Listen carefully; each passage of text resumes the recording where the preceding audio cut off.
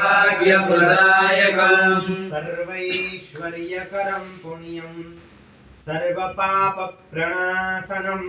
सर्वदारिद्र्यशमनं श्रवणाभुक्तिमुक्तिदम् राजवस्वकरं दिव्यं गुह्याद्गुह्यतरं परम् दुर्लभं सर्वदेवानां चतुष्षष्टिकलास्पदम् पद्मादीनां वरन्तानां निधीनां नित्यदायकम् समस्तदेव संसेव्यम् अणिमाद्यश्चिद्दिदम् किमत्र बहुनोक्तेन लक्ष्मी प्रत्यक्षदायकम् तव प्रीत्यार्थ वक्ष्यामि समाहितमनाश्रयु अष्टोत्तरशतस्यास्य महालक्ष्मीस्तु देवता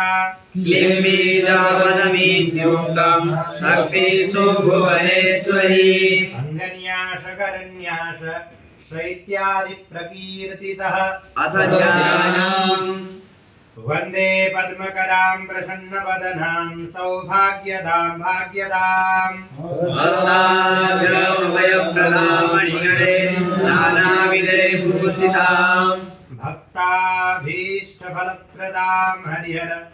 ब्रह्मादिभिः सेविताम् पार्श्वे पङ्कजशङ्खपद्मनिधिभिः युक्तां सदा शक्तिभिः सरसिजनयने सरोजहस्ते धवलतरां धवलतरां सुखगन्धमाल्यशोभे भगवती मनोलभे मनोज्ञे तिरुवनभूतिकरी प्रसीदमह्यम् ॐ प्रकृतिं विकृतिं विद्यां सर्वभूतहितप्रदां श्रद्धाविभूतिं सुरभिं नमामि परमात्मिकाम् वाचं पद्मालयां पद्मां शुचिं स्वाहां स्वधां सुधां धन्यां हिरण्मयीं लक्ष्मीं नित्यपुष्टां विभावरीम् अदितिं तदितिं दीप्तां वसुधां वसुधारिणीं नमामि परमां कान्तां क्षमां चियोगसम्भवाम् अनुग्रहपरां बुद्धिं अनघां हरिवल्लभाम् अशोकामृतां दीप्तां लोकशोकविनाशिनीम् नमामि धर्मनिलयां करुणां लोकमातरम् पद्मप्रियां पद्महस्तां पद्माक्षीं पद्मसुन्दरीं पद्मोद्भवां पद्ममुखीं पद्मनाभप्रियां रमां पद्ममालाधरां देवीं पद्मिनीं पद्मगन्धिनीं पुण्यगन्धां सुप्रसन्नां प्रसादाभिमुखीं प्रभां नमामि चन्द्रवदनां चन्द्रसहोदरीं चतुर्भुजां चन्द्ररूपां इन्दिरामिन्दुशीतलाम् आह्लादनीं पुष्टिं शिवां शिवपरिसतीं विमलां विश्वजननीं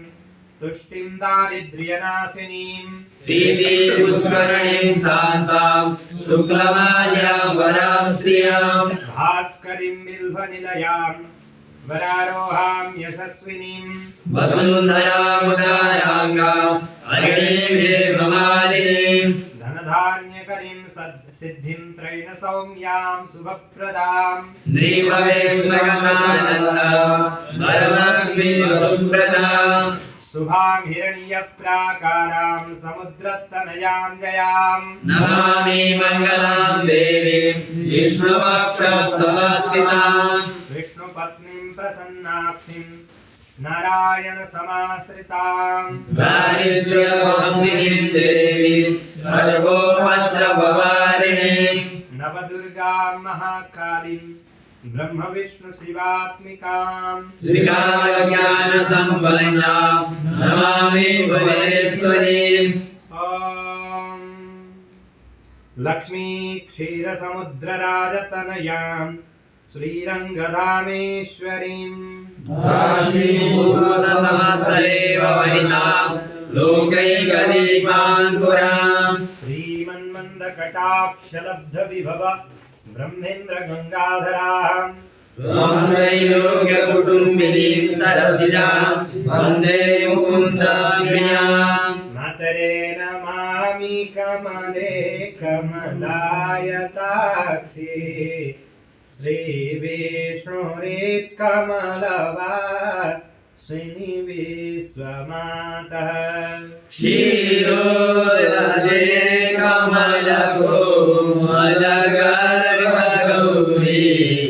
लक्ष्मी प्रसीद सततं नमतां शरण्ये श्रीकालं योजभिद्विद्वान् षड्मासं विजितेन्द्रिया दारिद्र्यवंशनं कृत्वा सर्वमाप्नोत्ययतनतः देवी नाम सहस्रेषु पुण्य